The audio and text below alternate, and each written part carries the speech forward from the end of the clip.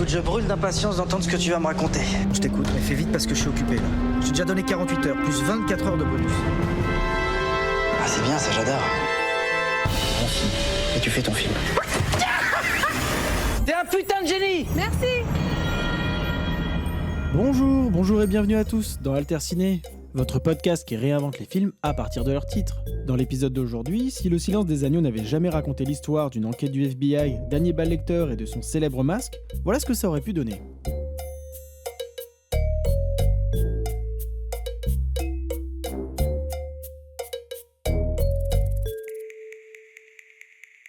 Un fermier dort paisiblement la fenêtre ouverte. Dehors, on entend des agneaux et des moutons bêler dans la douceur de la nuit. Le fermier est bercé par le son de ces bêtes qu'il sait heureuses. Soudain, le bêlement des bêtes se fait plus fort et plus puissant jusqu'à se taire brutalement. Le fermier se réveille, quelque chose ne va pas. Un sentiment d'inquiétude se répand dans son corps et dans sa tête. Il s'empresse d'enfiler ses bottes, il prend la lampe torche sur la tablette de la porte d'entrée et court en direction de son troupeau. Plus le fermier se rapproche, plus le bruit de respiration des ovins se fait entendre. Bientôt, il arrive au milieu du troupeau et découvre avec stupeur que ces bêtes ont toutes été muselées. Mystère, la quarantaine d'agneaux avec des masques. Ça alors? Mes bêtes avec un masque? Ah, c'est pas banal ça. Les bras du fermier retombent le long de son corps et la lampe torche tombe sur le sol encore frais du champ.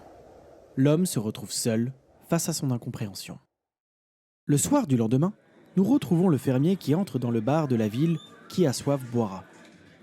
Il va en direction du comptoir et demande un verre. Les regards se posent sur lui et les murmures commencent. Le fermier le constate, mais décide d'ignorer. Alors qu'il se fait servir par le patron du bar, un habitant vient s'asseoir à côté de lui, visiblement ivre.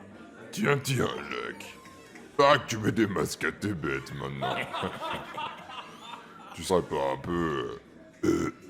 farfelu? Laisse-le tranquille, Jean-Claude. Il ne ment pas, il est arrivé la même chose au frère Godet. Tiens, reprends-en à toi. Son mouton, en majorité des agneaux fraîchement nés, ont été masqués, muselés ou mis au silence. Moi, je dis qu'il y a quelqu'un, quelque part, qui fait quelque chose de mauvais aux bêtes. Il y aurait un ou une céréale silencieuse dans la campagne environnante qui rôde. Une semaine plus tard, l'agent d'accueil du commissariat de la Ferté-Bernard est prise d'assaut. Tous les éleveurs de moutons de la région sont venus se plaindre. Quelqu'un muselle les troupeaux et semble disparaître dans l'obscurité nocturne. Le commissaire prend les plaintes les unes à la suite des autres. Allez, je vous écoute. Bon, voilà, je dormais tranquillement. Comme mon troupeau l'a arrêté de faire du bruit. Bon. Et ensuite, jusque-là, rien d'anormal, hein, les animaux, ils font leur vie. Non, il y avait plus de bruit, genre, pas normal. Genre, du genre... Quoi, genre Genre, pas normal.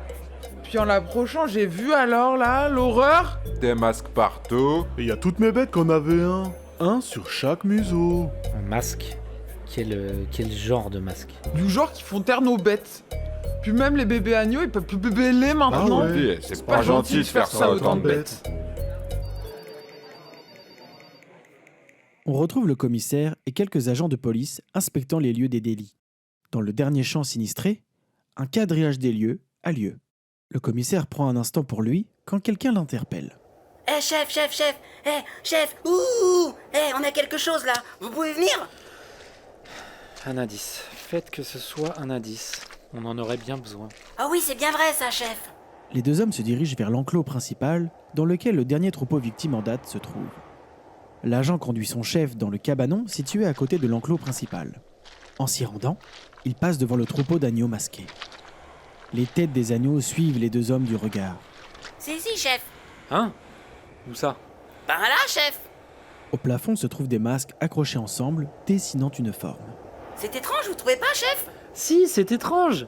Ce qui est étrange, c'est que tu ne sembles pas avoir remarqué que les masques forment des lettres. Imbécile. Ça... chef. Chut.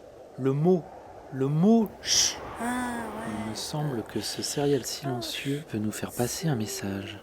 Reste à savoir lequel, chef. Le commissaire se tourne lentement vers son agent, qui continue de regarder fixement l'indice d'un air concentré. Et c'est avec un air éberlué qu'il décide d'arrêter de le regarder pour se décider à rentrer au commissariat. Messieurs, après le retour des analyses du labo, nous sommes désormais certains qu'il s'agit de masques en tissu de type manufacture artisanale. Les agents du commissariat murmurent et échangent leurs réactions. Le commissaire continue, lui, en demandant le silence d'un geste de la main. De plus, nous avons retrouvé de l'ADN. Cet ADN n'est pas référencé. C'est pourquoi votre mission est désormais de trouver à qui appartient cet ADN.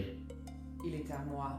La voix vient d'une femme assise au fond de la pièce. Toutes les têtes se retournent vers elle. Elle change de position assise en croisant et décroisant les jambes, bien sûre d'elle. Le commissaire ainsi que l'ensemble des policiers présents restent bouche bée, les yeux écarquillés. Le commissaire reprend ses esprits et se précipite de dire « Saisissez cette céréale silencieuse et demandez-lui pourquoi elle cherche à tout prix à avoir le silence des agneaux. »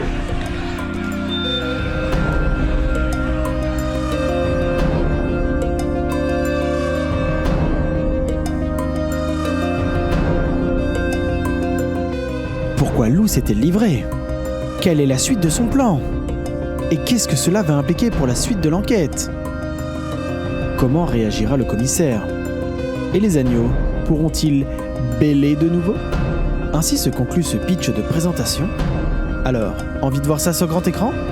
Faites-nous vos retours et commentaires sur le Instagram d'Alterciné, alterciné.podcast, et je vous dis à très vite pour un nouvel épisode.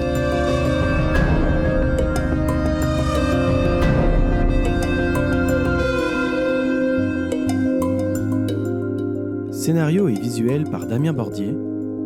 Montage, mixage et musique par Yvain Gilbert. Les voix ont été interprétées par Tristan Lermite, Maëva Musser, Emmanuel Goguet, Yvain Gilbert et Damien Bordier.